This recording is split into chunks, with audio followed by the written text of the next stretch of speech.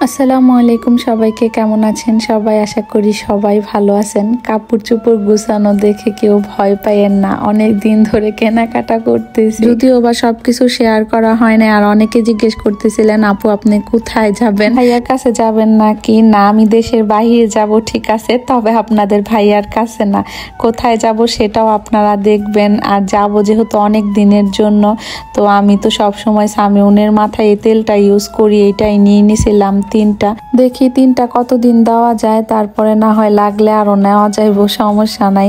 আমার দুই জাল মিলে এখানে আমার লাকিজ গুলা গুছাই দিতেছিল। এক লাকিজই 2-3 বার করে গুছাইতে হইতেছিল।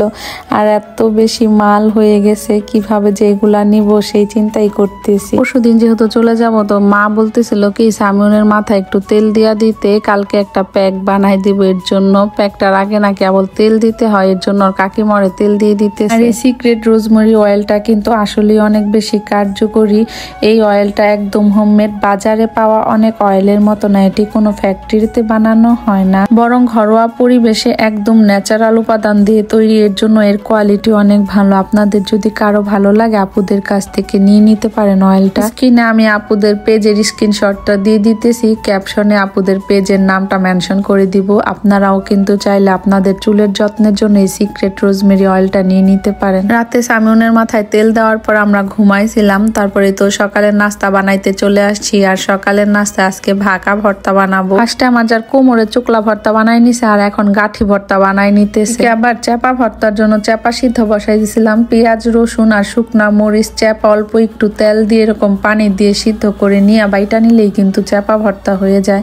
অনেকে রেসিপি চান, আসলে এগুলো তো অনেক সহজ, দেখলেই বোঝা যায়, এর জন্য আর তেমন ভাবে রেসিপি দেওয়া হয় না। তারপর আমি বলে দিই, ভর্তা বানানো শেষ। আমার জাল আবার টাকি মাছ ভাইজা নিছিল, এখন এগুলো আবার তিনজন মিল্লা বাছতাছি আর বানাইতাছি। মানে আমি আর আমার মেজো জাল বাইসা দিতেছিলাম, আমার ছোট জাল বানাইতেছিল। এর ভিডিওটাই আমার বাংলাদেশের লাস্ট ভিডিও। যাওয়ার সময়তে তো ভিডিও করব অল্প স্বল্প, তবে এভাবে আর ভিডিও করা হবে না। যেমন ভর্তা বানানো, নাস্তা বানানো, দুপুরে রান্না বান্না, কাটাকাটি, তবে অন্যরকম ভিডিও পাবেন আপনারা। ওইগুলো আশা করি আপনাদের কাছে অনেক বেশি ভালো লাগবে ইনশাআল্লাহ। পাটায় মুছে ভাত খাওয়া হয় নাই, তো আমার ছোট জালরে বলতেছিলাম সব ভাত একসাথে নিয়ে তারপরে তুমি মাখাও। ভাত না, সরি, খুদের ভাকা।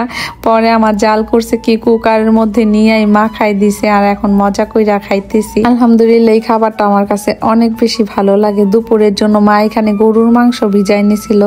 আব্বা আবার বাজারে গেছিল, তো বাজার থেকে আইসা পড়ছে। বাজার আগে ওই ভাইরে দিয়া পাঠাই দিছিল, তো আসার সময় বাচ্চাদের জন্য চিপস হাতে করে নিয়ে আসছে, ওইটাই নাইল পেয়ে তো অনেক খুশি। আমার মেঝো যা আবার আগুন ধরাই দিছিল, বলতেছিল ভাবি আজকে আমি রান্না করি, কালকে তো চলেই যাবেন, আজকে রেস্ট নেন। পরে আমি বললাম না, আজকে রান্না করে খাওয়াই যাই তোমাদের। পরে মা এখানে মাংসটা মাখাই দিছিল। মাংসটা আমার মেঝো যাই রান্না করে নিছিল, তারপরে রান্নাগুলো আমি করছিলাম। আর এই যে সামিউনে মা প্যাক বানাই দিছে। মা এটা কি কি দিয়া জানি বানায়, আমি নিজেও জানি না। আমার ননদ আবার আসছে কালকে, যেহেতু আমি চলে যাব, আজমাইনের আবার পরীক্ষা, তো আপু আবার কালকে আসতে পারবো না, তো আজকে আসছে দুপুরের দিকে, বিকেলে আবার চলে যাবো, আমার সাথে দেখা করার জন্যই আসছে।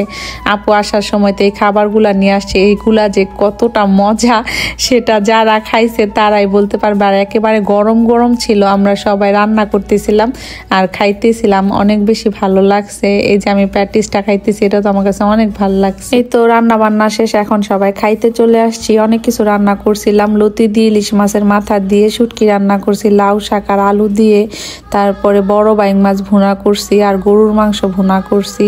সবাই ভাত খাইতে বসছিলাম একসাথে। আবার ইনশাআল্লাহ আল্লাহ বাঁচাইলে অনেকদিন পরে এইভাবে ভাত খাওয়া হয়। সবারই পেট ভরা ছিল দুপুরে, আপু যেগুলো আনছে ওইগুলা খাইয়া তারপর আব্বা বলতেছে আজকেই খাও লাস্ট, সবাই একসাথে বইসা। পরে সবাই অল্প অল্প করে খাইলাম। ফ্রিজটা বন্ধ করে তারপরে খুলে রাখছিলাম, কারণ মাছগুলো অনেক বেশি বরফ হয়ে গেছিল। সকালে আবার নয়তো বা খোলা যাইব না।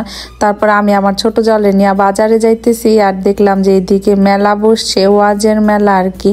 তো আমরা যাওয়ার সময় দেখতেছিলাম, অনেক বেশি ভালো লাগতেছিল। আর আমি বলতেছিলাম ভালোই হয়েছে, এই সাইড দিয়ে আইসা একটু মেলা দেখতে পেলাম। আমরা আসলে ফার্স্টে যাব নিমতলা আসছিলাম একটু সিমের কাজ করাইতে, তারপর আবার আমাদের বাজারে চলে আসছি। বাজার থেকে এখন মিষ্টি নিব, মিষ্টি না সরি ছানা নিব আর কি। আর অনেক কিছু কেনাকাটা করছিলাম, আর যেটার জন্য বাজারে আসছি সেটা করতে মনে ছিল না আমি কালকে চলে যাব। আজকে আসছি ভিসা আর টিকিট উঠাইতে, এতদিন আসলে আলসামি করে আসা হয় নাই।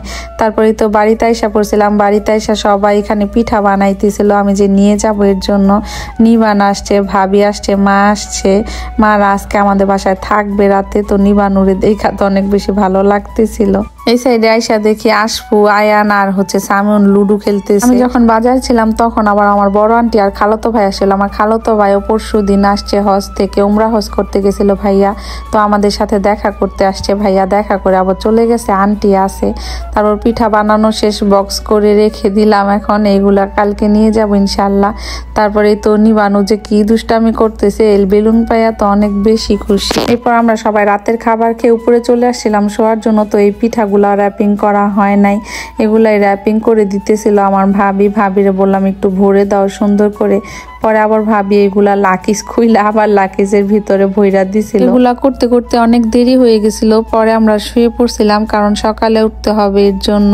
তো আজ এ পর্যন্তই, কথা হবে অন্য কোনো ভিডিওতে। সবাই ভালো থাকবেন, আল্লাহ হাফেজ, আসসালামু আলাইকুম।